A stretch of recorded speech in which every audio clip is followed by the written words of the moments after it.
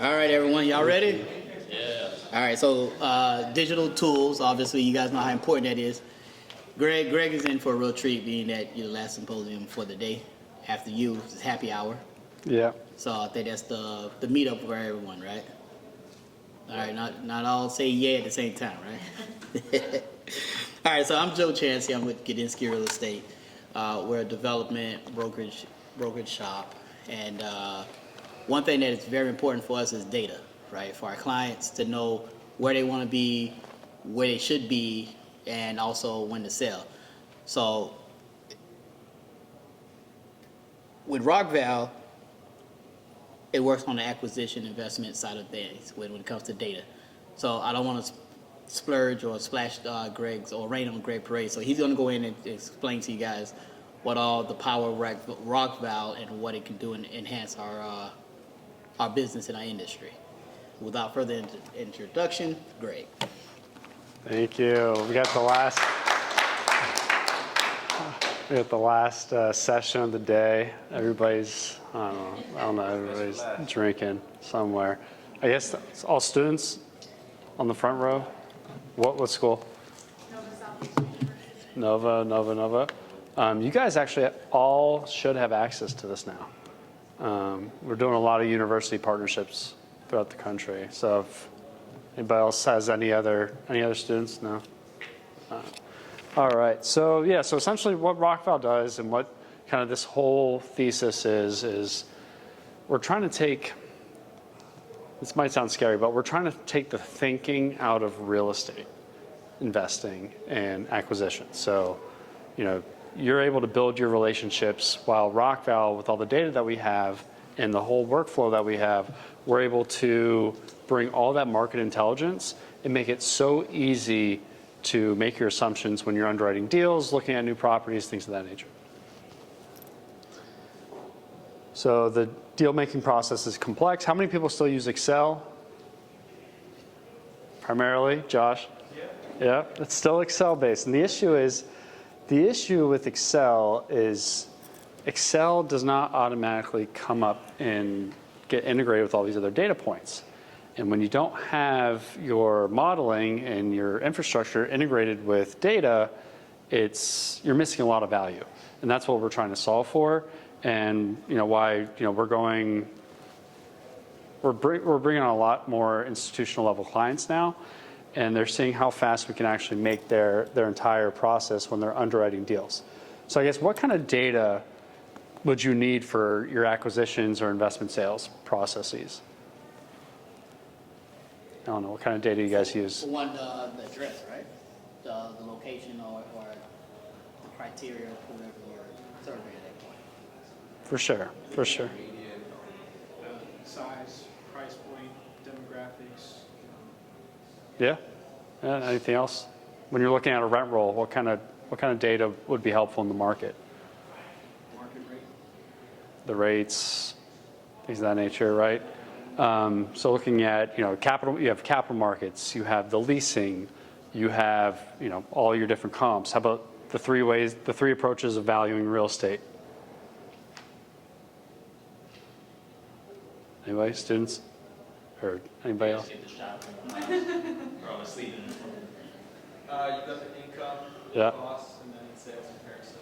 Perfect. Right. So if you have all of that data, then you're able to make a lot of automating decision making. And that's where the automation and data science really comes into play. So which properties should you be targeting and why should you be targeting those properties? And through continuous data feeds from all these different institutional partners that we have, we're able to automate a lot of that decision making. All right, so this kind of just talks about our partners and what we do, but the idea is that Rockval and a solution like ours plugs into all these different pieces, and if you have the data, you have the workflow, you have all of these different pieces that fit together, then you can utilize one platform. How many platforms does everybody use to look at a deal? So usually you have your data platform, you have Excel, you have some type of marketing piece, you have all these different separate pieces, and it just becomes very inefficient. So I guess like who uses Rockval? So we have landlords, we have brokers, we have syndicators, we have private equity shops, all using this platform. So it's not necessarily geared towards leasing. It's a lot more geared towards investment sales, acquisitions, dispositions, things of that nature. And how much is it worth? So what we've done is we've made it really, see, you got Nova. We've made it extremely affordable. And, we have a few thousand users on the platform now. We have a few strategic partners coming on board in the next few months, and we should be scaling to about, I'm hoping, around 100,000 users by the end of the year. So we're used by a lot of different companies throughout the country. All of our investors are industry guys and gals. And team, so we have a really good backing from a lot of different industry investors. We've taken on a lot of strategic capital from firms as well as individuals now. So kind of going back into the platform. So if you notice, this is actually running on my local machine. This piece here, this is going to be our next rollout. And this is where you can dive into various markets and get a aggregation of what's going on in the market. So median transaction size, which markets are heating up, which ones are cooling off. Because we're integrated with TREP. Is everybody familiar with TREP or CMBS market, CMBS debt, Fannie Mae, Freddie Mac? We have all that structured debt in our platform. So which markets have the highest originations, which ones are going, which markets have the most defaults, being able to search properties that way as well. So let me click to, the other things that you can do is, nothing too special here, but being able to build a prospecting list, being able to assign them to different contacts, and just kind of organizing your space when you're going through the process. Another thing that we just added is skip tracing on ownership data. So being able to pull the owner contact details. So if you're trying to, if you're an acquisitions team and you're trying to build a pipeline and you're able to contact owners, get their information, add them to your prospecting list, and then kind of assign notes and assign different team member information, then your top of funnel is just a lot stronger. So it's a numbers game from what if you work at a shop and you call 100 owners, maybe you get one deal. I don't know what are the ratios, right? So all right, so this is kind of this next piece with the platform. So being able to fetch ownership records, see if they're on the do not call list, things of that nature. So then you can add them to your prospecting list. Go ahead and save. You can assign different team members and then call this owner. So it's a really good way to organize your property database. The next piece, and this is really probably like my favorite piece of the software, is being able to pull up all the CMBS records. And with CMBS, it's very valuable because, and a lot of people aren't necessarily that familiar with the CMBS markets and structured debt, but being able to access live financial history on a property is pretty substantial. So being able to understand what the operating margins are for these different properties, what the CapEx is for the different markets, being able to pull rent comps, operating comps, it's really changes the way that you underwrite, because now all this data can automatically flow directly into your pro forma. And then on the LP side or on the client side, the data visibility is going to be so much higher, and now they're going to be able to see how the underwriting of the deal compares to market. So especially like on expense ratios and things of that nature. So I'm just going to do a quick. So Grant, question. So I know you kind of go to the spiel. when you're accessing the data, so like an example, the CMBS loans, are you getting it based off a public record, or is it just proprietary system that you guys use to get the information, or how is it in the aspect of it'd be beneficial for the investment banker or the acquisition specialist or the buyer's rep, et cetera? Yeah, so it's really, so we integrate with, we have every parcel record in the country. Mm-hmm. We are integrated with CompStack for lease comps, office, retail, and industrial comps. TREP is where we get our structured debt information. So that's the CMBS, Fannie Mae, Freddie Mac, FHA, and all the collateralized loan obligations. Yeah. So we buy this data in bulk and we pipe it into our system. Okay. Also, too, I see where you can just put notes to yourself on call, et cetera. Is that like a daily reminder, or is that a pop-up on a task? How do you guys organize that? Yeah, so you kind of go back in. So you'll have access to like your prospecting list, and you'll be able to pull up that information on your list, view the notes, assign the notes, things of that nature. Yeah. We also have a mobile app. I mean, the idea is to be a full end-to-end suite. If you're like investment sales, if you're on acquisition side, we have a full end-to-end software. So we're trying to reduce you to having to need to like go out to any other softwares in the market. Got it. Okay. Any other questions so far? Having fun yet? Software's great.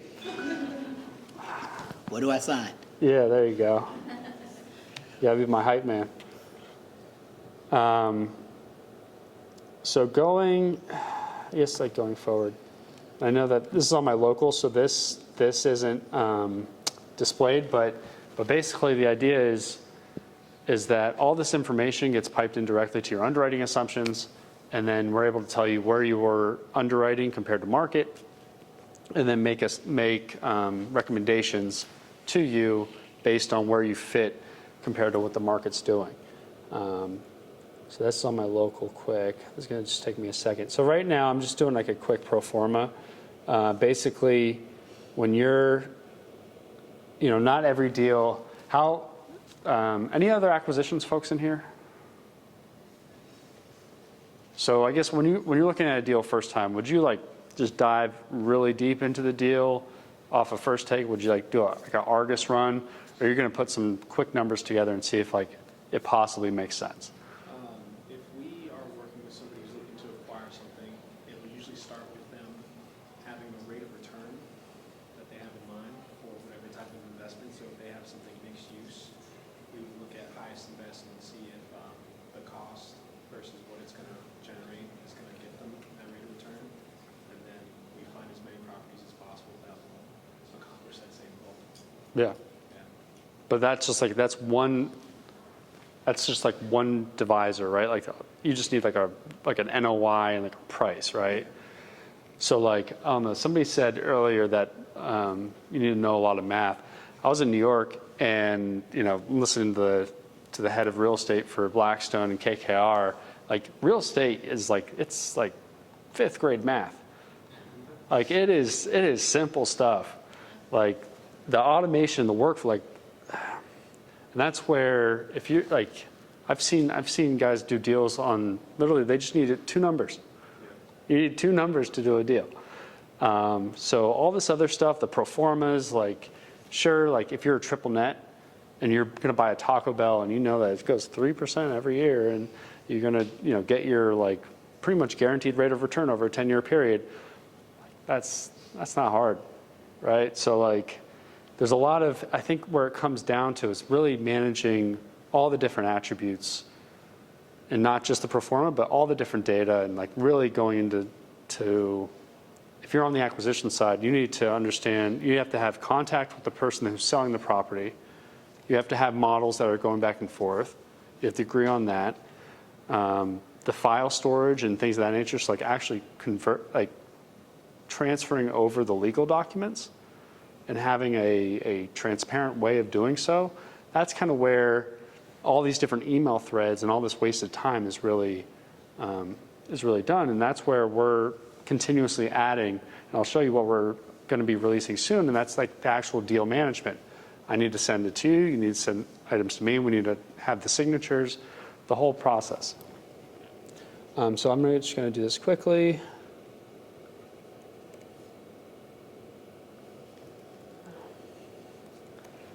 Just going to do it quick.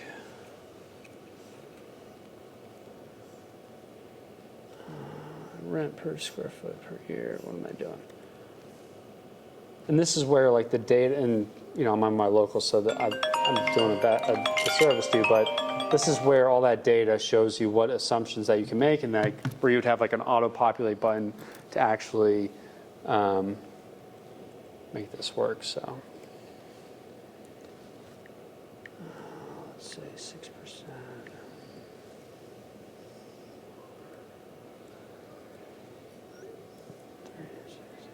All right. That should work. And then this is what I was referring to in terms of deal management.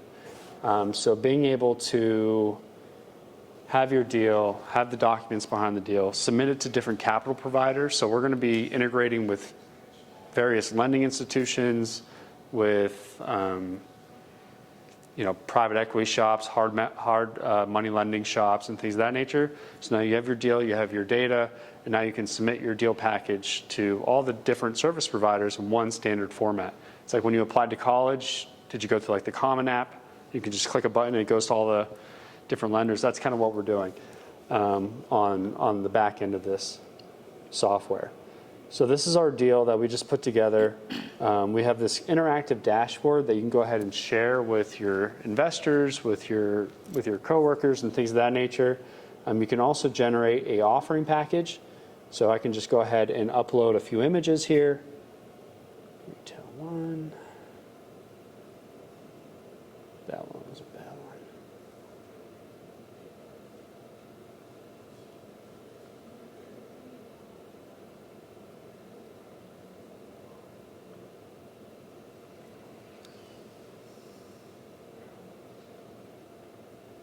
one. And being able to essentially assemble your marketing package with the numbers, with your custom branding. You can update your logo, change your color scheme, and things of that nature.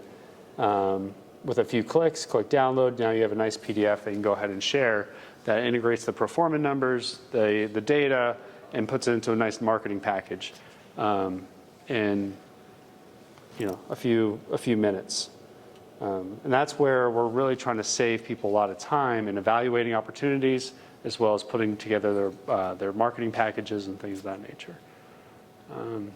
That's basically it. I know this is the last one of the day. So if anybody has any questions, happy to answer. You talk about looking at the marketing, or when you put your inputs in, when you compare that to the market, is the market referring to other users on the platform and taking their inputs and assumptions and matching that up to your own their inputs and assumptions? No, so it's comparing it against like TREP, Cherry, CompStack, and things of that nature. Okay. The idea is long term that you would anonymize, but aggregate all the data. But also, I'm going to say, hey broker, hey, you just did this deal. How can I incent? There's like companies like CompStack, for example, that brokers submit comps. Same way CoStar calls all the people and asks them for comp data. CompStack does that, and then they try to make it incentivized to share information. But we had to start with third-party data, and then it's long-term. You want to be able to enhance that information by being able to collect information from your users, but not, on a very formal basis. We're not grabbing your data and putting it anywhere. Yeah. Any other questions, comments? How's everybody feeling? It's Thursday, I think. It's Thursday.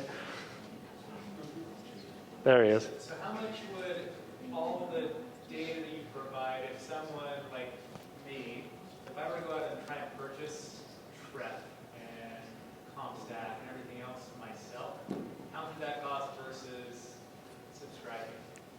great question. So if you're, Softball for you. yeah, I love it. I love it. So if you're going to try to go grab all the data that we provide, you're looking at a solid $15,000 to $20,000 a year in costs. We're $20 a month. And then we have like add-ons after the fact. So like we're going to keep adding different products on, but the idea is that we're extremely affordable, but being able to work with some of the leading institutions in the industry now. So, cool. That was it. Yeah. All right, and Grant, how would, Before you close out, go ahead. thank you so much for the scholarship. You gave $1,000, I think, to the scholarship fund. Grant, we really, really appreciate it. It helps a lot of kids. Thank you for doing that. Thank you. Grant, Thank how you, would they, Sandy. how can they get a hold of you? There you go. Yeah, it's Rockval. I'm around. I'm happy to get anybody's talk to anybody about what they're dealing with. But we've got a few big announcements in the next few months in terms of strategic partnerships. So we should be in a pretty decent spot moving forward. Yeah. So if you are scaling, taking on the ideal number of users that you have in mind, do you find that there's been any problem with an overload in the system if you were to get inundated with maybe like 2,000 new subscribers tomorrow? Tomorrow, probably it would be a little challenging, but An extreme example. so I used to be a lot prettier, and the last 3 months I've been doing nights and weekends, like just making this because we're about to launch a few major partnerships, and that's basically what I've been doing over the last few months is making sure that you can onboard 1,000 people at a time. So it's not easy. Software is yeah. I don't know. I was in real estate for a hot second, and I saw the software opportunity because we were using Argus. Does everybody use Argus? And we were like, I was like, I can make this better. So I learned how to code nights and weekends. I'm going at this thing, and then I was like by myself, and then fast forward a little bit, raise a little bit of capital from people in the industry, bring on some team members, but it's just software is just, I don't know. To get anybody to come in and use your software, it's not just like you throw up a site and you have the software ready to go. It's like this constant thing. But once you do it right, then it scales. But that's kind of the story. Awesome. Thank you. I was going to ask you how long it took you to learn how to code to the level that you felt. Yeah, so the coding process, there's so many resources now. Yeah. Like if you go on like Udemy or Pluralsight, there's just so many resources now to learn this stuff. But to really know what you're doing, it takes a long time. And to find people to work for you that really know what they're doing costs a lot of money. You're talking about like you can't find to find a decent engineer, you're looking at like $200,000 a year, easily. And when you're a startup, like it's hard, right? Even if you raise a few $1,000,000 and you have $700,000 a year in data fees or $800,000, whatever it is, right? Like it adds up.